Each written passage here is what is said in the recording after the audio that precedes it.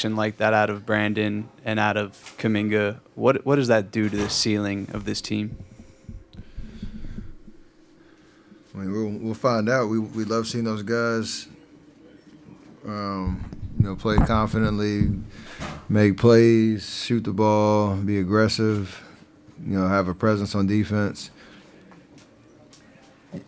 You look at a game like this where BP is just on fire in the first half, taking shots that he's stepping into, he knows he can make, and he's just,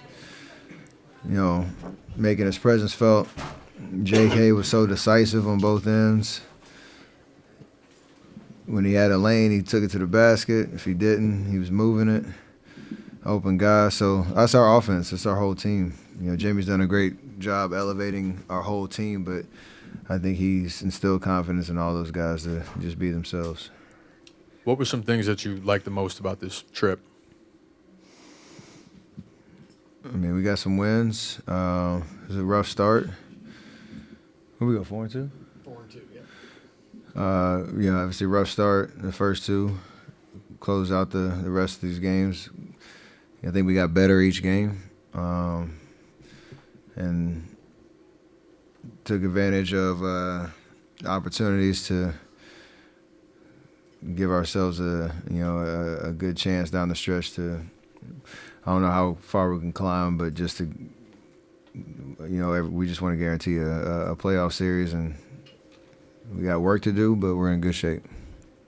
When you take into account his effort defensively and then also what he did on offense, passing the ball, scoring, obviously, was this the best game you've ever seen JK play?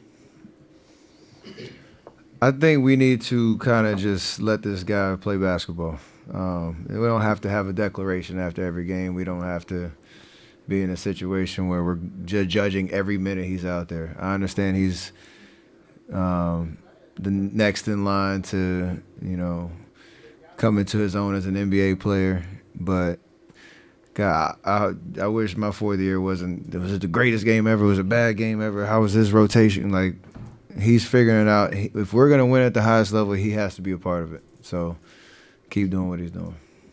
Steph, sorry if this was asked earlier. You saw you took a spill and you were grabbing your tailbone. How does it feel? Obviously, you were able to finish. Yeah, the pad helped. I slid across and it got exposed a little bit, but I was able to finish, and I don't think it'll be a problem. It's just the question of how long I need to wear that thing. It'll be pretty much the rest of the year. Steph, one of your favorite things this time of year is to say, you always like to say, you just want a chance. You guys just want to be involved in the playoffs and just have a chance to go get your fifth ring with Jimmy, with the way the young guys like Kuminga and Brandon's playing. Mentality-wise, the starter franchise player, how do you feel like your chances are this year to try to get that fifth ring?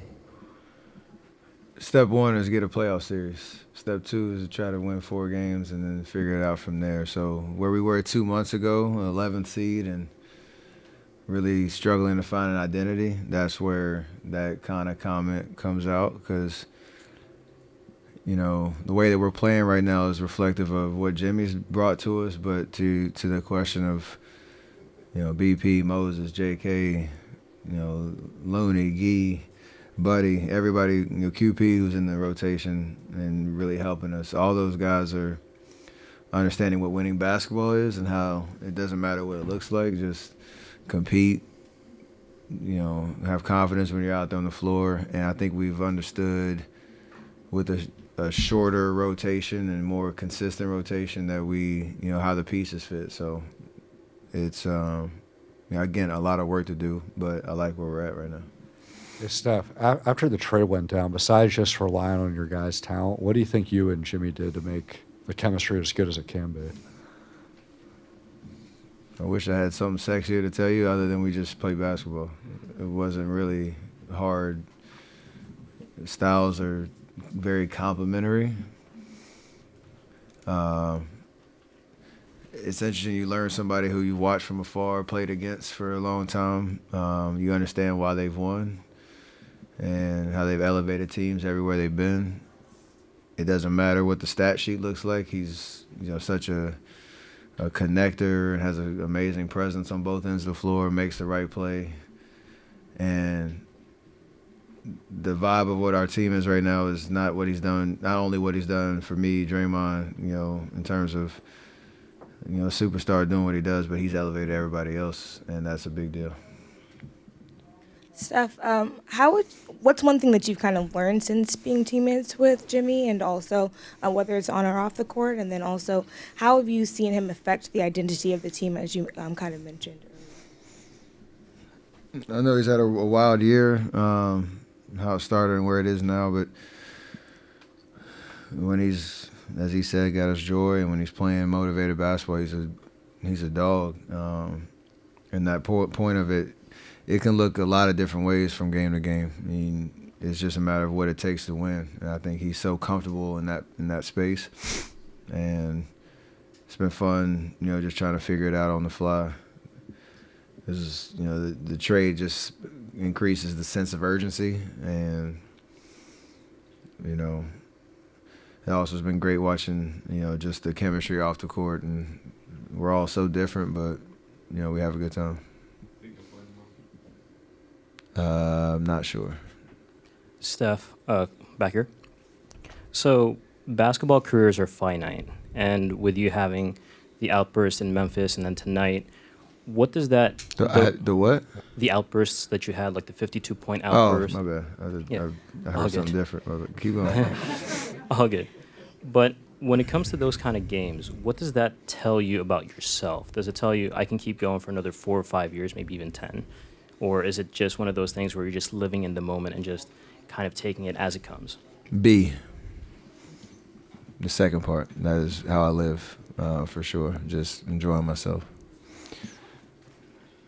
Any more outbursts? That part. Scoring out. That was nice. I know. I thought I was like doing. Last one. Thought I did something. Hi, Steph. I think you're kind of used to wherever you go, people are giving you MVP chances. But being in the Lakers arena tonight, and this is like a very important game, do you even realize that? And can you share some thoughts when you were standing in a line, like at the line in the last minute, and the arena was going crazy and giving you all these MVP chances? I appreciate the way our fans travel. Obviously, the Bay Area, all Dub Nation, SoCal things. It's in every sport. It's a vibe for sure. You love the competitiveness on the court and in the stands. I remember my first couple years when we used to chant BLA in the Bay at Oracle, but the Laker fans were way louder when Cole came in. So it's kind of a weird dynamic seeing the one side of it, seeing what it is now.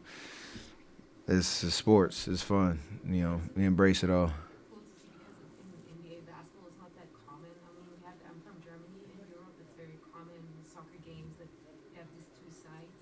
And normally you don't have that much, so it's pretty crazy to see how they record live. Yeah, there's a lot of talk about.